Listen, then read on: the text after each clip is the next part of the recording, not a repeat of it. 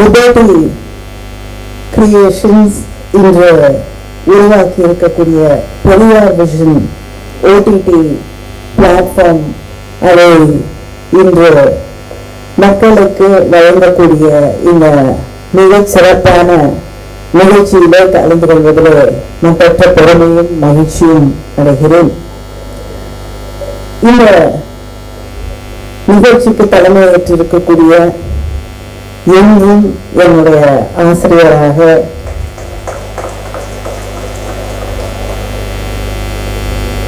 இளம் வயது முதல் என்னுடைய வழிகாட்டியாக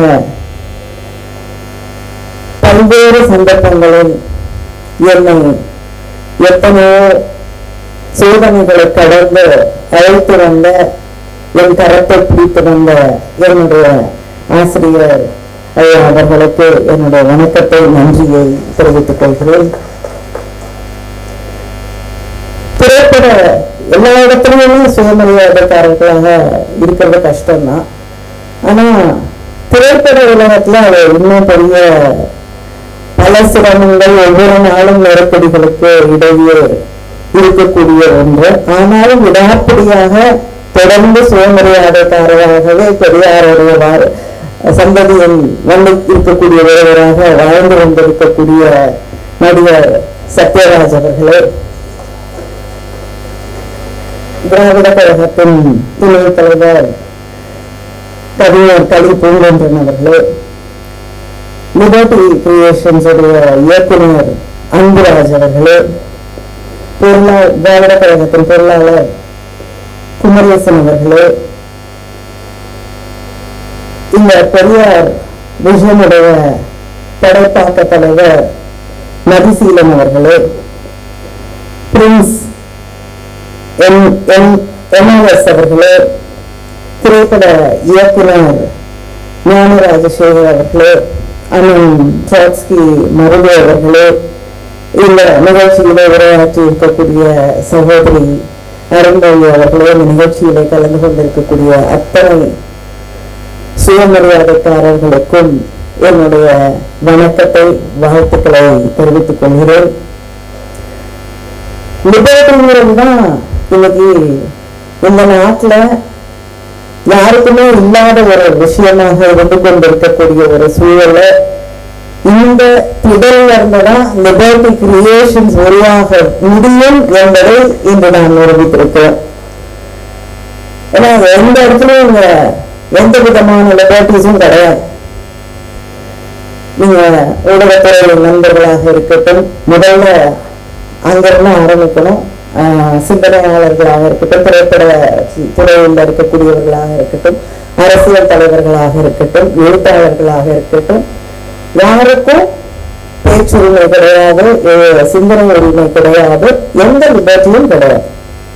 நாங்க சொல்றதுதான் லிபர்ட்டி அப்படின்னு சொல்லக்கூடிய ஒரு சூழலிலே இன்று இங்கு ஒரு லிபர்ட்டி கிரியேஷன்ஸை உருவாக்கி எல்லாருடைய லிபர்ட்டிக்காகவும் தன் வாழ்நாள் முழுவதும் பாடுபட்ட நம்முடைய தலைவர் தந்தை பெரியார் அவர்களை ஒரு ஓடிடி பிளாட்ஃபார்மை இன்று உருவாக்கி இருக்கிறோம் என்றால் அது இந்த உலகத்துக்கு வந்து வழிகாட்டியாக இருக்க வேண்டிய இருக்கக்கூடிய ஒரு மிக அற்புதமான செயல். இங்க பேசும்போது அண்ணன் கலிபூங்கொன்றன் அவர்கள் பேசும்போது பெரியார் எப்படி முதல்ல கம்ப்யூட்டர் வந்தப்ப அது வந்தப்ப கிட்டத்தட்ட ஒரு 100 அளவு இருக்கும் கம்ப்யூட்டர். அதை போய் பார்த்துட்டு ஒரு குழந்தையை போல மகிழ்ச்சியோடு அவர் வந்ததை பற்றி எடுத்து சொன்னார்கள். ஒரு சயின்டிபிக் இன்னோவேஷன் மேல, ஒரு புதிய முயற்சி மேல தந்தை பெரியார் அவர்களுக்கு இருந்த நம்பிக்கை அது இந்த மனிதர்களை அடுத்த கட்டத்துக்கு அடுத்த நிலைக்கு எடுத்து செல்லும். தலைமுறை தலைமுறையாக அடிமையாக வாழ்ந்து கொண்டிருக்கக்கூடிய மனிதனை மனிதநேயத்தோடு பார்த்த ஒரு தலைவர் நிச்சயமா அறிவியலை நேசிக்கத்தான் செய்வார். அப்படிப்பட்ட நம்முடைய தந்தை பெரியார் அவர்கள் அவர் எப்படி எல்லா இன்னோவேஷன்ஸை பத்தியும் அவர் பேசியிருக்காரு.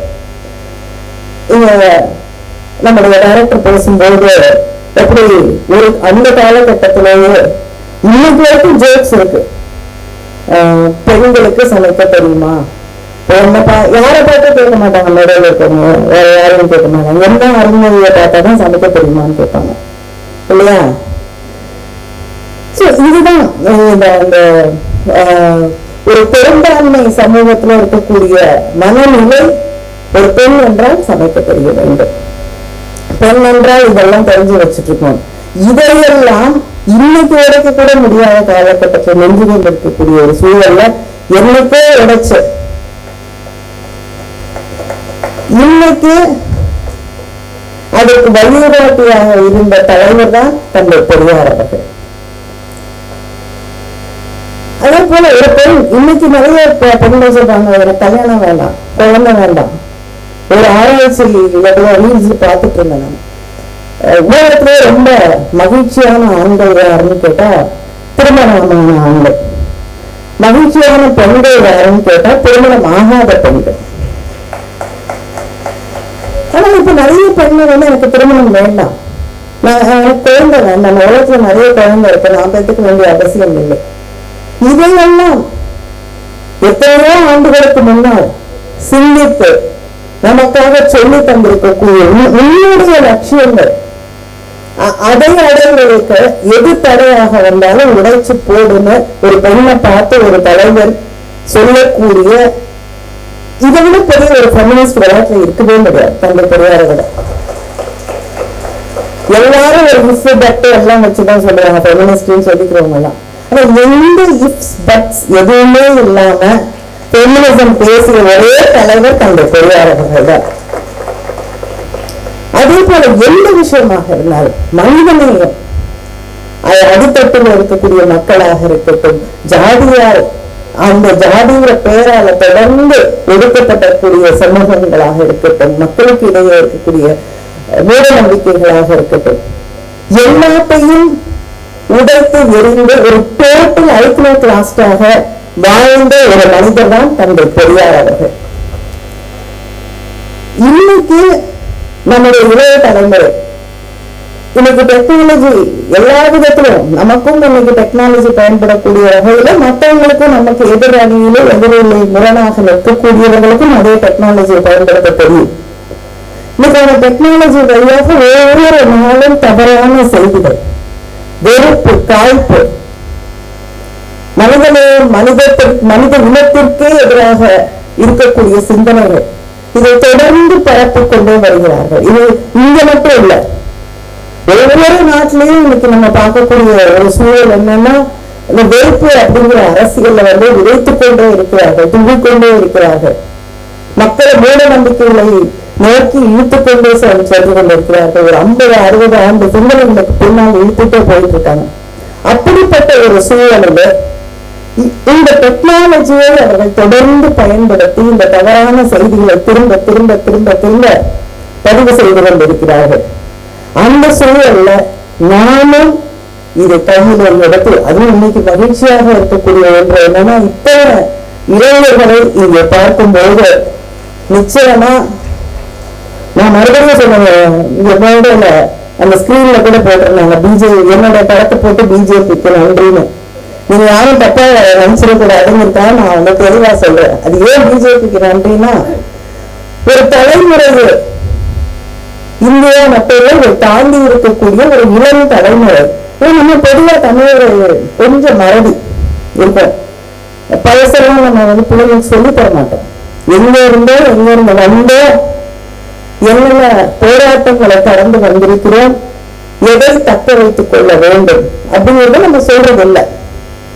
அதனால அந்த பழமையை போற்றக்கூடிய பாதுகாக்கக்கூடிய அந்த சிந்தனை இல்லாத காரணத்தால் இன்னைக்கு நீ படிச்சு வெளிநாட்டுல வேலை பார்க்கிற, ஒரு பெரிய இடத்துல இருக்க, அதைதான் சொல்லித்தரோம், அதை புரிகிறோமே தவிர அந்த நிலைக்கு உங்கள் மகனோ மகளோ வருவதற்கு தந்தை பெரியாரை போல, நம்முடைய திராவிட இயக்கத்தை போல அதில் இருக்கக்கூடிய எத்தனை போராட்டங்கள், எத்தனை சிந்தனையாளர்கள் இந்த இடத்தை கொண்டு வந்து நம்மை நிறுத்தி இருக்கிறார்கள் அப்படிங்கிற வரலாற நம்ம சொல்லி தராத அந்த காரணத்தால நம்ம பிள்ளைங்களே கம்ப்யூட்டர் முன்னாடி உட்கார்ந்துகிட்டு சொல்லு, இது எதுக்கு ரெசர்வேஷன்? இது மெரிட் முக்கியம் இல்லையா அப்படின்னு கேட்போம். திருப்பி ஏன் ஜாதி சர்டிபிகேட் எல்லாம் கேட்குறீங்க? இது ஒரு தப்பா தெரியல, நீங்க தானே ஜாதி வளர்க்குறீங்க அப்படிலாம் கேட்பாங்க.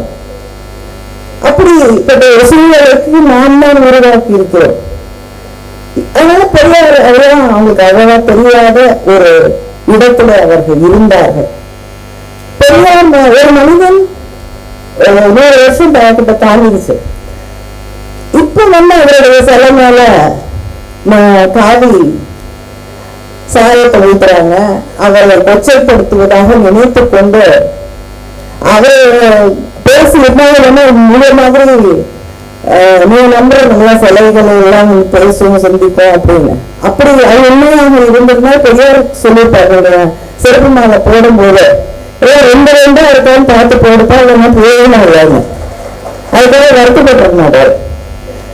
அப்படிப்பட்ட ஒரு மனிதனை ஏன் இவ்வளவு தேவைப்படுத்தணும், ஏன் இவ்வளவு பயப்படுறாங்க, தொடர்ந்து ஏன் அவரை கொச்சைப்படுத்த பிடித்துக் கொண்டிருக்கிறார்கள் என்று இவர்கள் தொடர்ந்து கொச்சைப்படுத்ததான் அடுத்த தலைமுறை இந்த மனிதன் யார் என்ற கேள்வியோடு அவரை பற்றி படிக்க ஆரம்பித்தது, பேச ஆரம்பித்தது.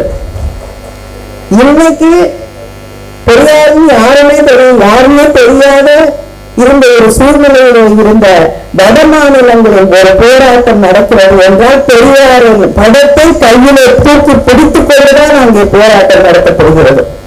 அதனால நான் பிஜேபிக்கு நன்றி சொல்ல வேண்டும்.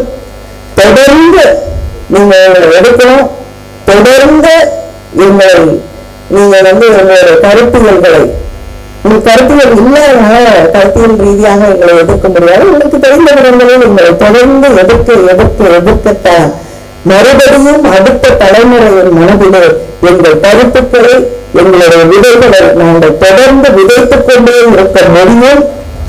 அதற்கான மிக முக்கியமான ஒரு வழித்தளமாக, ஒரு பெர்ஃபெக்ட் வெஹிக்கிளாதான் இன்னைக்கு இந்த ஓடிடி பிளாட்ஃபார்ம் இன்று உருவாக்கப்பட்டிருக்கிறது. இந்த ஓடிடி பிளாட்ஃபார்மை உருவாக்கிய அத்தனை பேருக்கும் என்னுடைய வாழ்த்துக்கள். தொடர்ந்து இது மக்களுடைய இன்ட்ரெஸ்டை தக்க வைக்கக்கூடிய ஒன்றாக, மக்கள்கிட்ட போய் சேரக்கூடிய ஒன்றாக இதை நீங்கள் தொடர்ந்து அதை வெற்றிகரமாக நடத்த வேண்டும் என்று உங்களை கேட்டுக்கொள்கிறேன். என்னுடைய வாழ்த்துக்கள், நன்றியை தெரிவித்துக் கொள்கிறேன். வணக்கம்.